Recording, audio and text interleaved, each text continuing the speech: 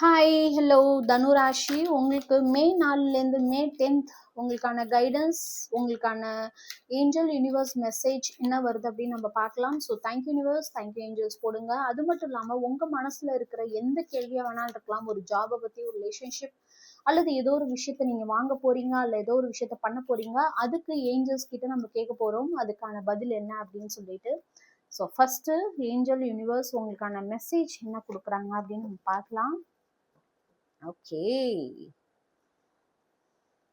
நீங்க ஏதோ ஒரு விஷயத்துல சாட்டிஸ்ஃபேக்ஷன் ஆகாம ரொம்பவுமே ஒரு தடுமாற்றத்துல இருக்கீங்க. உங்களுக்கு நல்லா தெரியுது இந்த விஷயம் எனக்கு சாட்டிஸ்ஃபேக்ஷன் கொடுக்கல அப்படின்னு சொல்லிட்டு. ஆனாலுமே அதற்காக நீங்க நிறைய முயற்சி பண்றீங்க, அதற்காக நிறைய விஷயத்த நீங்க ட்ரை பண்றீங்க. நிறைய விஷயத்த, அது ஒரு ரிலேஷன்ஷிப்பா இருக்கலாம், ஒரு ஒர்க்கா இருக்கலாம், அல்லது ஏதோ ஒரு விஷயத்துல ஒரு சாட்டிஸ்ஃபேக்ஷன் கொடுக்கும் அப்படின்னு ரொம்ப நம்புறீங்க. பட் அது திரும்ப திரும்ப உங்களை ரொம்பவுமே புண்படுத்திட்டே இருக்கு.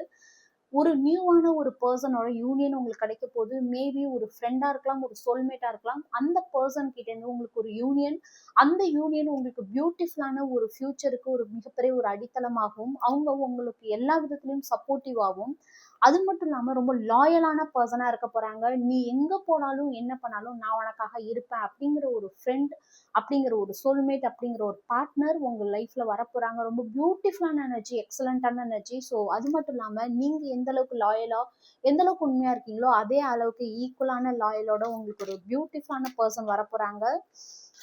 ரொம்ப பியூட்டிஃபுல்லான எனர்ஜி. ஸோ உங்களுக்கு ஏஞ்சல்ஸ் உங்களுக்கு உங்க மனசுல இருக்கிற கேள்விக்கு என்ன ஆன்சர் கொடுக்குறாங்க அப்படிங்கிறத நம்ம பார்க்கலாம். Perfect timing, wow.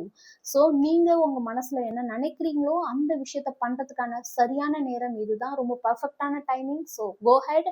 நீங்க என்ன நினைக்கிறீங்களோ அதை பியூட்டிஃபுல்லா, அழகா, சந்தோஷமா பண்ணுங்க. உங்களுக்கு ஒரு லாயலான பார்ட்னர், சோல்மேட், ஒரு ஃப்ரெண்ட்ஷிப் ஏதோ ஒன்று பியூட்டிஃபுல்லாக கிரியேட் ஆக போகுது. ஸோ அவங்களோட துணையோட உங்களுக்கு டைமிங் ரொம்ப பியூட்டிஃபுல்லாக அமைய போகுது.